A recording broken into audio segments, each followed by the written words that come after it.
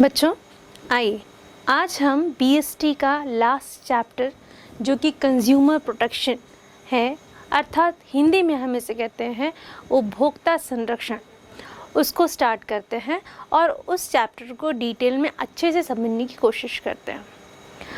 इसमें दो शब्द यूज़ हो रहे हैं जैसे कि आप स्क्रीन पर देख रहे हैं, उपभोक्ता एवं संरक्षण। अब सबसे पहली बात, ये उपभोक्ता कौन है? ये उपभोक्ता आप, हम, वे सभी लोग हैं जो गुड्स एंड सर्विसेज यानी वस्तु एवं सेवाओं का उपयोग करते हैं या उपभोग करते हैं। जैसे कि इससे पहले के चैप्टर में आपने देखा और जाना कि जो उपभोक्ता है वो बाजार का राजा होता है और विपणन की समस्त क्रिया इन उपभोक्ता के इर्द गिर्द घूमती रहती है। अगर बाजार का मूलभूत आधार माना जाए तो उपभोक्ता है, क्योंकि अगर उपभोक्ता नहीं होगा तो बाजार नहीं होगा। जैसे कि आप जानते हैं कि बाजार में अगर उपभोक्ता को कोई व्यावसायिक संगठन संतुष्ट रखता है तो वह और आगे बढ़ता जाता है और मार्केट में उसके प्रोडक्ट्स की यानी उनकी वस्तुओं की जो डिमांड है वो बढ़ती चली जाती है। तो इस तारतम्य में अगर हम बात करें तो जैसे कि हम देख रहे हैं उपभोक्ता संरक्षण यानी कस्टमर प्रोटेक्शन, वे सभी व्यावसायिक संस्थाएं जो कि अपने उपभोक्ता को संतुष्ट रखती हैं वो अपने उपभोक्ताओं के साथ अच्छे संबंध, सुदृढ़ संबंध बनाने में कामयाब होती हैं और उनके मध्य जो क्रय विक्रय की क्रिया होती है वो लंबे समय तक चलती रहती है। लेकिन हम यह भी देख रहे हैं आज के वातावरण में कि कुछ ऐसी इंडस्ट्रीज़ या व्यावसायिक संस्थाएं हैं जो ज़्यादा लाभ कमाने की चाहत में क्या करते हैं, अपने एक बाज़ार के राजा के साथ अर्थात उपभोक्ता के साथ क्या करते हैं, धोखाधड़ी करते हैं। किस तरह की धोखाधड़ी? या तो नापतोल में धोखाधड़ी करेंगे या तो फिर जो वस्तु विक्रय कर रहे हैं उसकी क्वालिटी में धोखाधड़ी करेंगे। तो ऐसी जो छोटी छोटी अलग अलग प्रकार की धोखाधड़ी करते हैं उसकी वजह से क्या होता है, उनका जो उपभोक्ता के साथ रिलेशन है वो ख़राब हो जाता है। लेकिन इसमें स्थिति उत्पन्न क्या होती है कि इसमें उपभोक्ता का शोषण होता है। उपभोक्ता के इसी शोषण को बचाने के लिए उपभोक्ता संरक्षण नियम लागू किया गया था। इस नियम के बारे में इस कानून के बारे में हम आगे पढ़ेंगे। हम अभी इस चैप्टर में शुरुआत में उपभोक्ता संरक्षण के कॉन्सेप्ट को समझ रहे हैं। आइए अब इंट्रोडक्शन पार्ट जैसे हमने समझा या प्रस्तावना जैसे हमने समझा, आइए अब हम इसके अर्थ को जानते हैं कि उपभोक्ता संरक्षण होता क्या है। कई व्यावसायिक इकाइयां ऐसी हैं जो ज़्यादा लाभ कमाने की इच्छा में क्या करते हैं, कालाबाजारी, जमाखोरी या अपने उपभोक्ताओं का शोषण करती हैं। इन उपभोक्ताओं को इन शोषण से बचाना ही क्या होता है, उपभोक्ता संरक्षण के अंतर्गत आता है। अब तो ये बात हो गई उपभोक्ता संरक्षण का अर्थ क्या है, जैसे कि आपने जाना। अब हम देखते हैं कि भारत में उपभोक्ता शोषण के क्या क्या उदाहरण हैं, या फिर हम इसे इंग्लिश में कह सकते हैं some examples of customer exploitation in India. अब जैसे कि आप रोज़मर्रा के जीवन में देखते हैं कि आप जो पैक्ड फूड खरीदते हैं उसका जो वेट दिया होता है, जैसे कि मान लीजिए आपको इंस्टेंट नूडल्स खरीदना है, आपने खरीदा, गवर्नमेंट के रूल्स के अनुसार उस पैक्ड फूड की जो क्वांटिटी होनी चाहिए एक लिमिटेड क्वांटिटी उन्होंने डिसाइड की हुई है। लेकिन कुछ कंपनियां ऐसी हैं जो निर्धारित क्वांटिटी से कम क्वांटिटी पैक करके उसको सेल करती हैं या बेचती हैं। तो ये क्या हुआ, एक प्रकार का शोषण हुआ। उसी तरीके से आप अगर कपड़ों के व्यवसाय में देखें तो बहुत से व्यवसायी पॉली कॉटन बोल करके क्या कहते हैं, एक मटेरियल सेल करते हैं या कपड़े को सेल करते हैं जिसमें पॉलिनोसिक और पॉलिस्टर दो तरह के पदार्थ आते हैं। अब जो पहला पदार्थ है वो दूसरे पदार्थ की अपेक्षा सस्ता होता है, लेकिन कस्टमर क्या है, इन दोनों पदार्थों के बारे में या मटेरियल की क्वालिटी के बारे में नहीं जानता और वह पॉली कॉटन एक मटेरियल समझकर ले लेता है। लेकिन दोनों तरह के मटेरियल में काफ़ी डिफरेंस होता है। तो यह भी एक प्रकार का शोषण हुआ। जैसे कि आप आजकल ऑनलाइन ज़माना है, आपने कई ऐसे एडवर्टीज़मेंट्स भी देखे होंगे जिसमें आपने पाया या आपके खुद के साथ कभी ऐसा हो सकता है, या आपके किसी नज़दीकी व्यक्ति के साथ भी ऐसा हुआ होगा कि उन्होंने ऑनलाइन शॉपिंग की। ऑनलाइन शॉपिंग में जो इन्होंने प्रोडक्ट देखा, उन्हें जब वो प्रोडक्ट डिलीवर हुआ उस समय वो प्रोडक्ट सेम नहीं था या उसकी क्वालिटी सेम नहीं थी। तो वहाँ पे बात आती है कस्टमर के शोषण की। तो इस तरह के जो शोषण होते हैं वो भारत में उपभोक्ता शोषण के अच्छे उदाहरण जाने जा सकते हैं। आइए आगे बढ़ते हैं इम्पोर्टेंस यानी महत्व की तरफ कि उपभोक्ता संरक्षण के महत्व क्या है। जैसे कि स्क्रीन पर देख रहे हैं, उपभोक्ता संरक्षण के 2 महत्व हैं। पहला महत्व आता है उपभोक्ता के दृष्टिकोण से, from the point of view of consumer, और दूसरा आता है व्यवसाय के दृष्टिकोण से, from the point of view of business. हम पहले ए से स्टार्ट करेंगे, यानी उपभोक्ता के दृष्टिकोण से, from the point of view of consumer. इसमें पहला पॉइंट, अगर हम पहला इंपॉर्टेंस या पहला महत्व देखें तो ये कहता है कि उपभोक्ता अनदेखी यानी कंज्यूमर इग्नोरेंस। जैसे कि आप जानते हैं आज लोग काफ़ी शिक्षित हो चुके हैं, जानकार हो चुके हैं, लेकिन फिर भी क्या होता है, उन्हें बहुत सी ऐसी चीज़ों की जानकारी नहीं है जिससे कि वह अपना शोषण होने से बच सके।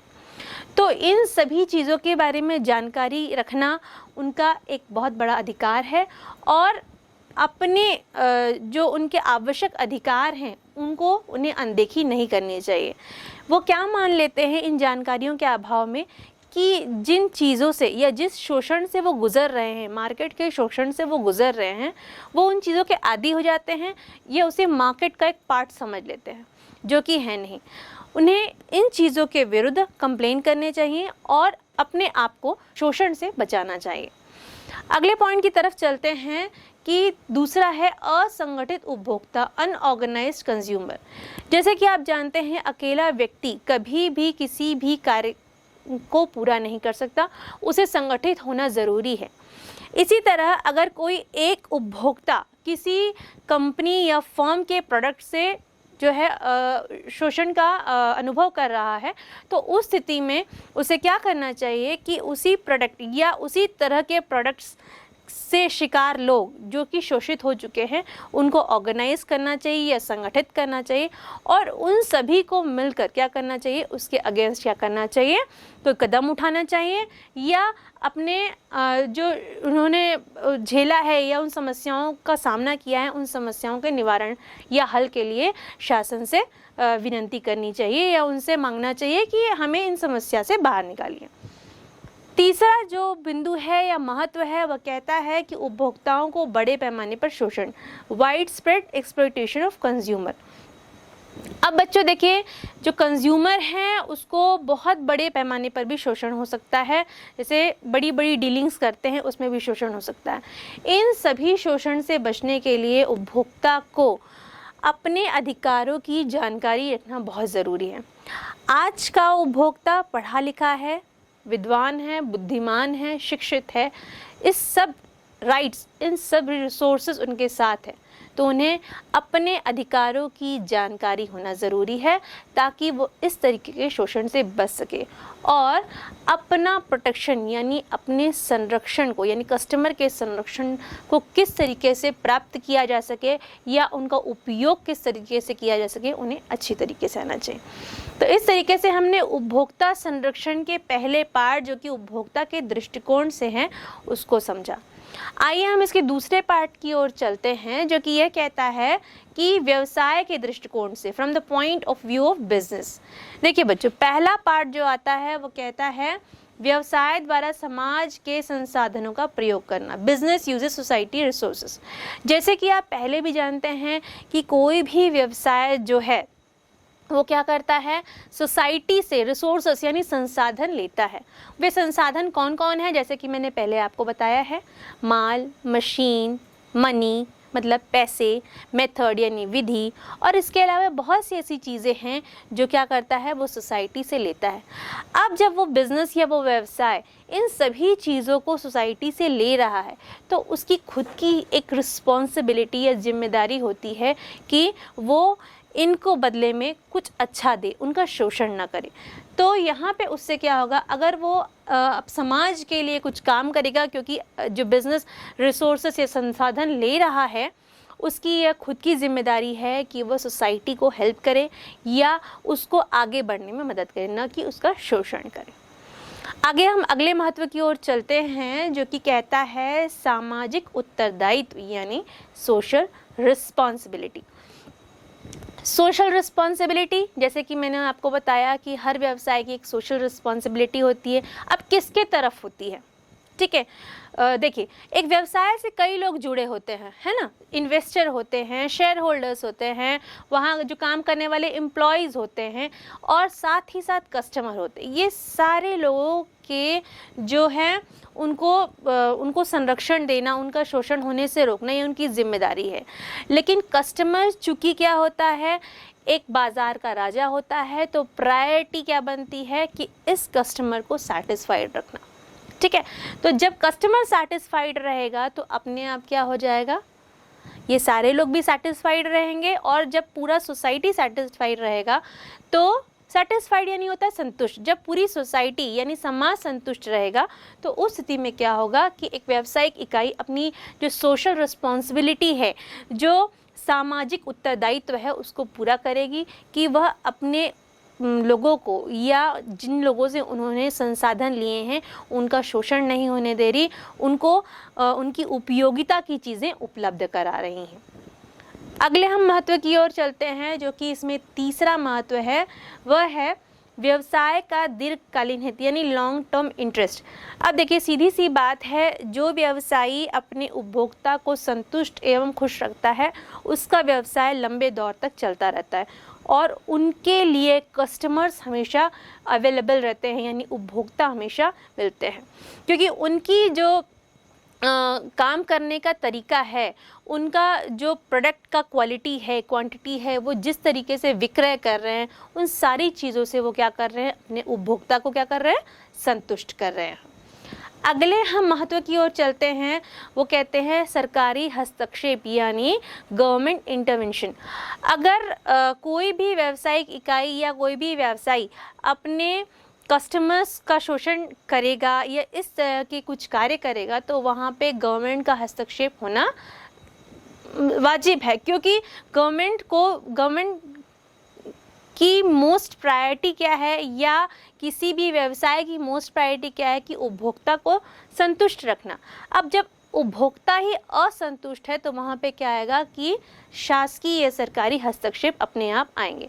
तो किसी भी व्यवसाय का ये सबसे महत्वपूर्ण अंग या महत्वपूर्ण कार्य होना चाहिए कि वह किसी भी तरह से अपने जो उपभोक्ता है उसको संतुष्ट रखें और प्रसन्न रखें। अंतिम इसमें जो महत्व की बात आती है वह है नैतिक औचित्य यानी मोरल जस्टिफिकेशन। देखो बच्चों, ये एथिक्स वाली बात है कि एक जैसे आपने छोटी क्लासेस में आपकी छोटी कक्षाओं में मोरल वैल्यूज़ एक सब्जेक्ट पढ़ा होगा, नैतिक शिक्षा। वहाँ पे आपको नैतिकता की बात सिखाई जाती थी। नैतिकता मतलब अच्छे कार्य करना, उसका प्रतिफल अच्छा ही होता है, अच्छी बातें सोचना। तो इसी तरीके से अगर कोई व्यवसायी अच्छे कार्य करता है, अपने उपभोक्ताओं को सही जो वस्तु एवं सेवाओं का विक्रय करता है, उनको जो सर्विसेज दे रहा है वो सही दे रहा है, उनका कभी शोषण नहीं कर रहा है, तो वो अपने कार्य को क्या कर रहा है, मॉरली जस्टिफाई कर रहा है या उसका नैतिक औचित्य सामने दिख रहा है। तो बच्चों, इस तरीके से जो हमने क्या देखा कि उपभोक्ता संरक्षण के महत्व क्या है। जैसे कि हम जानते हैं कि उपभोक्ता क्या है, बाजार का राजा है, और कोई भी व्यवसाय लॉन्ग टर्म बेसिस पे तभी तक चल सकता है जब वह अपने उपभोक्ता को क्या करे, अपने उपभोक्ता को प्रसन्न रखे, उनकी सारी आवश्यकताओं को पूरी करे और वस्तुओं या सेवाओं का उत्पादन एवं उनका विनिमय अपनी उपभोक्ता की आवश्यकताओं को देखकर करें। तो इस तरीके से हमने क्या समझा कि उपभोक्ता संरक्षण का महत्व क्या है। आइए आगे चलते हैं, उपभोक्ताओं का वैधानिक संरक्षण, जो कि एक इम्पॉर्टेंट टॉपिक है इस चैप्टर का, लीगल प्रोटेक्शन ऑफ कंज्यूमर्स को देखते हैं। अब हम कुछ ऐसे नियम या कानूनों के बारे में जानकारी लेंगे जो कि शासन के द्वारा बनाई गई है, और इन सभी का एक ही कार्य है कि अपने उपभोक्ता का संरक्षण करना। आइए हम एक एक करके इन कुछ नियमों को या अधिनियमों को जानते हैं कि कौन कौन से नियम हैं जो शासन द्वारा बनाए गए हैं। सबसे पहला नियम है उपभोक्ता संरक्षण अधिनियम 1986 यानी कंज्यूमर प्रोटेक्शन एक्ट 1986। ये क्या है? ये जो अधिनियम है ये विशेषतः अपने उपभोक्ता को शोषण से बचाने और उसकी आवश्यकताओं की पूर्ति को ध्यान में रखते हुए बनाया गया है। इस अधिनियम के अनुसार इस अधिनियम में जो है दोषयुक्त वस्तुओं, अपूर्ण सेवाओं और अनिश्चित व्यापार व्यवहारों तथा उपभोक्ता शोषण के विरुद्ध सुरक्षा प्रदान करना ही इसका मुख्य उद्देश्य रहा है। अब अगर हम इस अधिनियम की बात करें तो इस अधिनियम में क्या हुआ? इस अधिनियम के अंतर्गत अपने उपभोक्ताओं को शोषण से बचाने के लिए न्यायालय की स्थापना भी की गई। यहाँ पे अगर हम देखें तो 3 स्तरीय यंत्र की स्थापना की गई जिसे इंग्लिश में 3 tier मशीनरी कहा जाता है। पहला जो था वो जिला स्तरीय था जिसे जिला फोरम या इंग्लिश में डिस्ट्रिक्ट फोरम कहते हैं। फिर उसके बाद आया राज्य आयोग यानी स्टेट कमीशन, और उसके बाद तीसरी जो मशीनरी है वो है राष्ट्रीय आयोग यानी नेशनल कमीशन। ये तीनों आयोग का काम यही है कि वह अपने उपभोक्ता को किस तरीके से संरक्षण प्रदान करें और उनकी आवश्यकताओं को संतुष्ट करें।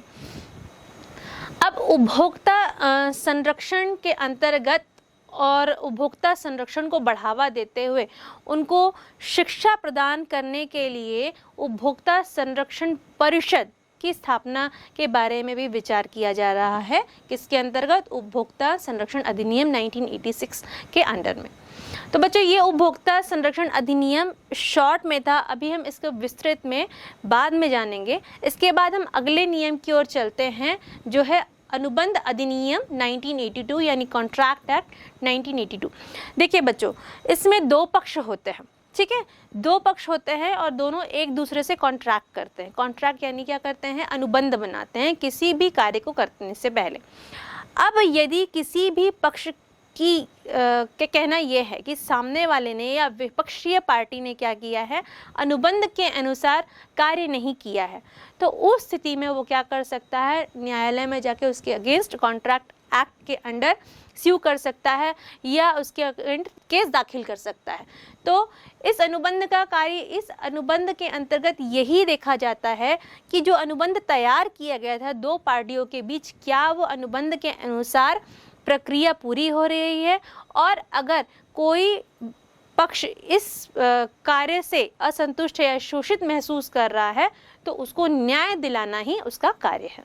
अगली जो तीसरी हम नियम प्रणाली या लीगल प्रोटेक्शन की ओर चलते हैं, वैधानिक संरक्षण की ओर चलते हैं, तो अगला है वस्तु बिक्री अधिनियम 1930 the sales of goods act. इसमें जो होता है खरीदी हुई वस्तुओं की गारंटी और वारंटी के अनुसार अगर वस्तुओं को जो सर्विस है वो नहीं दी जाती तो यहाँ पर ये एक्ट काम आता है, और इस एक्ट का उपयोग करते हुए कोई भी उपभोक्ता जो है अपने आप को शोषण से बचा सकता है।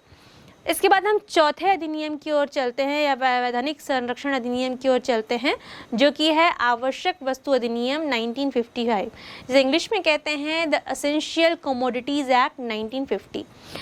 आइए इनके कुछ उद्देश्यों को देखते हैं कि इसके मुख्य उद्देश्य क्या हैं। इसका जो उद्देश्य है वस्तुओं के उत्पादन, पूर्ति एवं वितरण पर नियंत्रण रखना, फिर मूल्यों की वृद्धि पर नियंत्रण रखना तथा आवश्यक वस्तुओं का उचित मूल्य पर वितरण सुनिश्चित करना तथा लाभखोरी, जमाखोरी तथा कालाबाजारी पर नियंत्रण करना। अब बच्चे देखिए, जैसे लाभखोरी, जमाखोरी और कालाबाजारी, ये 3 टेक्निकल वर्ड्स हैं। इन तीनों के इंग्लिश टेक्निकल वर्ड्स में आपको बताती हूँ। लाभखोरी यानी प्रॉफिटियरिंग, जमाखोरी यानी होर्डिंग और कालाबाजारी यानी ब्लैक मार्केटिंग। अब अगर ये तीनों वर्ड्स आपने शायद सुने होंगे और नहीं भी सुने होंगे तो इन फ्यूचर आपको ये तीनों वर्ड्स काम आएंगे। तो बेस्ट पोर्शन होगा कि आप हिंदी के साथ साथ अपने इंग्लिश टर्मिनोलॉजी या वोकेबलरी को भी स्ट्रॉन्ग करें। आगे हम चलते हैं अगले अधिनियम की ओर, देखते हैं कि अगला अधिनियम क्या है। अब जो अपना नेक्स्ट या अगला जो अधिनियम है वो है कृषि उत्पाद अधिनियम 1937, एग्रीकल्चर प्रोड्यूस एक्ट 1937। देखिए बच्चों, इसमें ये होता है कि कृषि उत्पादन से संबंधित तथा इसके अलावा जो जानवरों के लिए भोजन तैयार होता है उनका एक मानक तैयार किया जाता है, स्टैंडर्डाइजेशन किया जाता है, और उसी मानक के अनुसार ये इसमें जो उत्पाद हैं, इन उत्पादों को उनके जो स्टैंडर्ड्स हैं जो तय किए गए हैं उसके अनुसार तैयार किया जाता है, उनकी पैकिंग की जाती है, और जब यह उत्पाद तैयार हो जाते हैं तो इस उत्पाद की पैकिंग के ऊपर एक एगमार्क नामक चिन्ह लगाया जाता है, जैसे कि आप स्क्रीन पर देख रहे हैं। यह जो चिन्ह होता है वह इस उत्पाद की जो है यह उत्पाद कितना एक्यूरेट है इसकी पुष्टि करता है, तभी इस एगमार्क चिन्ह को लगाया जाता है। इसके बाद हम चलते हैं खाद्य मिलावट निवारण अधिनियम 1954, the prevention of food alteration act 1954। इसमें क्या होता है, उन सभी खाद्य पदार्थों के विरुद्ध या उनके विरुद्ध जो होता है स्यू कर सकते हैं या उनके विरुद्ध अपने उपभोक्ता को बचाया जाता है कि जब कोई खाद्य पदार्थ को मिलावट करके बनाया जाता है और उनसे होने वाले हानियों से जब उपभोक्ता शोषित महसूस करते हैं, शोषित होते हैं, तो उन जो प्रॉब्लम्स हैं उनसे बचाने के लिए इस नियम का उपयोग किया जाता है।